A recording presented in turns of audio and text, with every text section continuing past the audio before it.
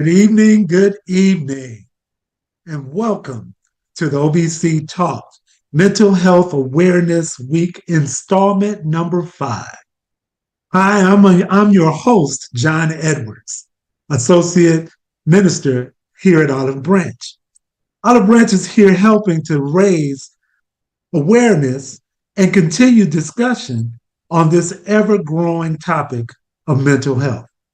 We're glad you tuned in, and we encourage you to like, share, and comment during the discussion tonight. Now, as I said, this is number 5. On Monday, the topic was stepping up your A game, being authentic, being in alignment, and being unapologetic. Tuesday, we had being Black and boundary. Wednesday, how our needs matter. And yesterday, the topic was whatever you feel, make sure it's real. And I know tonight is going to be even more awesome. So let's jump right into it. Tonight, we have a woman who needs no introduction. You know her very well. She is one of the associate ministers here at Olive Branch, the Reverend Dr. Deborah Sandlin. Hello. Good evening, everybody. And our guest speaker for tonight is none other than our own, the Dr. Laquita Pullum.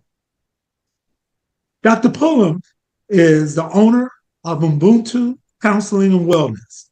She is certified mental health teacher, clinician, counselor, and crisis worker. She is also experienced in crisis care, suicidal, and homicidal ideation.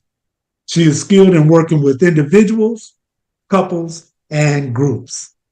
Dr. Pullum, thank you so much for being part of this awesome subject and this much needed subject. Can I ask you a question? Sure. Could you share with us what your business is all about and why you chose this line of work? Yeah, absolutely. My business is all about being clinicians of color for clients of color, right? Primarily, that's our focus, but we really want to walk alongside people as they are pursuing their healing journey. And I think that a big part of what brought me to this work is honestly my own healing journey at one point, and being able to walk alongside other people and help them, do their thing. That's awesome. That is awesome. And I know everybody can't wait to hear what the topic is going to be tonight. So can you share with us what we will be discussing and give us some deeper insight? Absolutely. And thank you so much for that wonderful introduction. So we are talking about stress, success, and self-care tonight. And so as I was preparing for tonight's dialogue or the topic, right, I was like, oh, I'm so excited about this. And I'm pretty sure I've said that every night, right? So I think that tonight's topic is going to be a culmination of really the week and that we've talked about, right? So dropped a lot of nuggets. We've talked about a lot of things that we need to do collectively, some things that we need to do individually.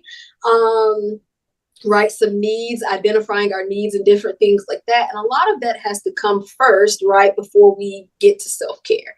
So kind of, like I did PV with the feelings and boundaries, I'm going to ask you, Reverend Sandlin, would you like to be Dr. Sandlin or Reverend Sandlin first? Whatever you decide to call me, sweetie, I will answer. I'll answer to it. Dr. Reverend, how about that? As long as it's not Ubuntu. Yeah, I will call you Ubuntu. But when I say self-care, right, or you hear self-care, what's your initial response to that? The first thing that comes to mind is probably relaxation. Okay, and relaxation.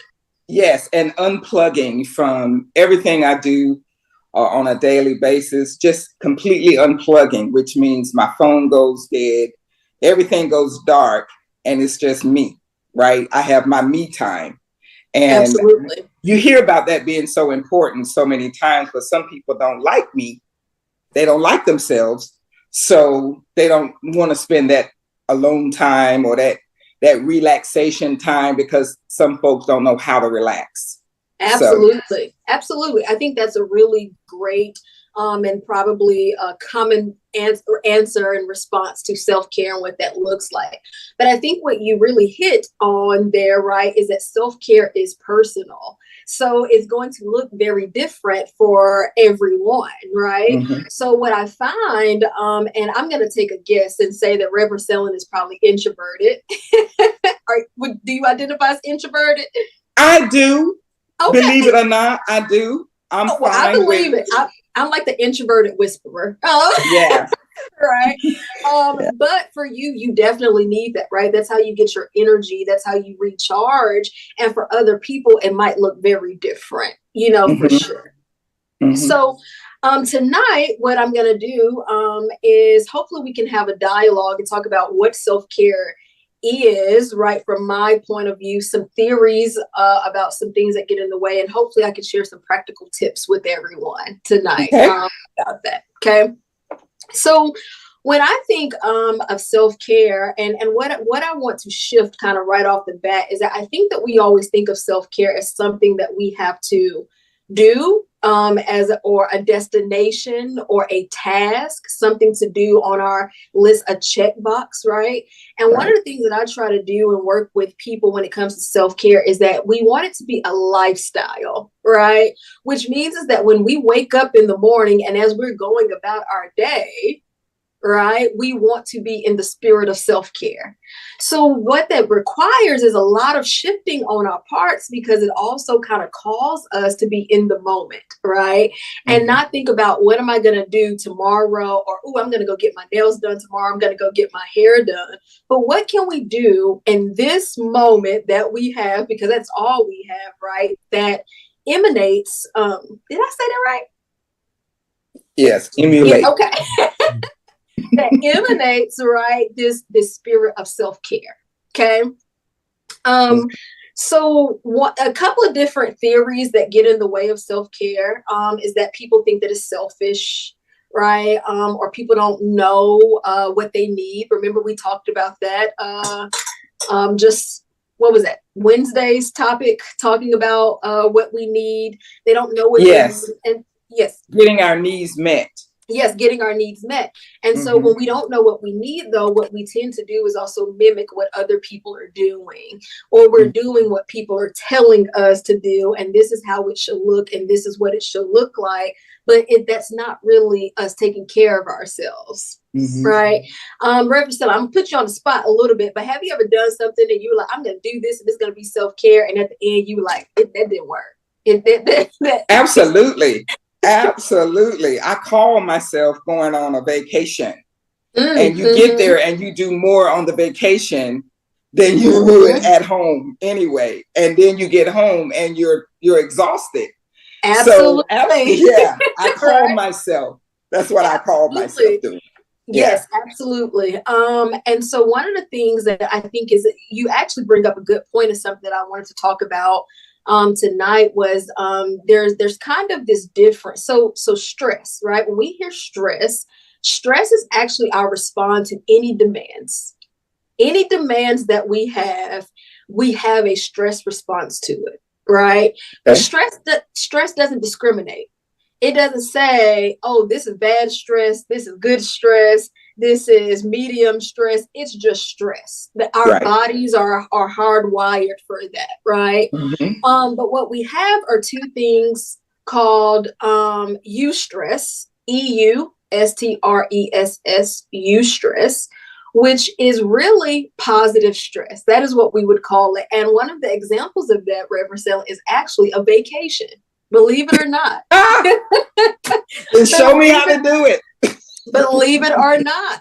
That, or getting a job promotion, getting married, having a baby, all of the graduating, all of these things that we tend to celebrate in our society, and especially, in the Black community. I saw this meme that said Black women don't have a birthday, they have a whole month. And I was like, yes. So when people ask me when my birthday is, I say September. Yeah, exactly. You have the Right. whole month. Right. But we as Black people, we take our celebrations very seriously, right? Yes. But what I think we forget to do for each other and for ourselves is we don't implement our self-care, or people don't come and walk alongside us, right, to help us with our self-care, because you should be happy. Reverend Right. Evers, you should be happy. You got up here, you got that promotion that you've been working so hard for. Like, what are you complaining for? Right? Yeah. And like all of these different things. I mean, have you heard that before, Reverend Edwards? Oh, yes. Absolutely, Oh, yes. right? And so when we think about that, and if we think about the fact that no matter what we do, right, to be alive is to be stressed, is to have a stress response, then we also have to make sure that to be alive means to have a self-care, right? Like Yes. attitude and mindset and energy about us. Yes. Okay. So when it comes to stress, Dr. Pullen, yes. So let's say we're in this eustress situation, right? Yes, and I'm calling myself again, going on a vacation. mm-hmm. But yet I'm thinking about, while I'm on vacation, I'm thinking about all the things that I'm leaving behind. I got all these emails I got to answer when I get back. And I did just get that promotion. So, oh my goodness, I'm afraid that I'm not going to be able to step up to the plate because I'm stressed about that. So now my eustress goes out the window. What happens then? And becomes distress. It does. It does. Do you have tips about that? Yeah, absolutely. I do have some tips about that. And some of them are, Paquita-isms is what I call them, right? So the first thing when you say that, my question to you, Reverend Sandlin, for you to reflect on is, how do you want to vacation? Because the way that you vacation might not be the way that I vacation. And if you need to answer your emails between 7 to 7:30 p.m. when you're on vacation so that you can have that eustress, then do it. Okay. We have this idea that when we go on vacation, it's supposed to look a certain way. So for me, when I'm on vacation, I don't want to be bothered. Seriously, like, get somebody else to do it. Like, it will be waiting for me when I get back. Right. And it would actually cause me distress to feel like I had to, you know what I mean? Like, do that. Yes. So you have had to do a dissertation. I have had to do a dissertation, right? No vacations. No vacations. They don't exist. They don't. They don't exist. Socializing don't exist. Exactly, 100%. Right. So, but there would be times where I would want to be present, and I'd want to go on vacation or be somewhere, but I would always have my laptop in tow. Right. So when you are experiencing this eustress, you have to think about doing it your way. Seriously, there is no way that says, Reverend Edwards, you got this promotion. This is how you were supposed to act. You get to celebrate and honor your promotion, your marriage, the birth of your child, all of those things. You get to decide what that looks like. And I think that helps us. It doesn't really change the outcome, right? Because it's still stressful, but it does change how we experience it. That's good. Right. Let me ask a question, Dr. Pullen. When you talk about trying to handle the stress the way other people want you or think you're supposed to handle it, I know that you both have experienced this. In my line of work, there are a lot of times I'm the only Black person that's there. And so when not just with a promotion or not just with, anything that may be extreme, but just the everyday stuff, when I come to work, it's like I have to make sure that I'm on top of my game in every aspect, because there's always somebody looking to try to take me down a peg. Absolutely. And so dealing with that type of stress, what do you suggest? Yeah, absolutely. I experienced that a lot. I think a lot of Black individuals experience that, and part of the stress of success when we need to. So one of the things that I talk about with cultural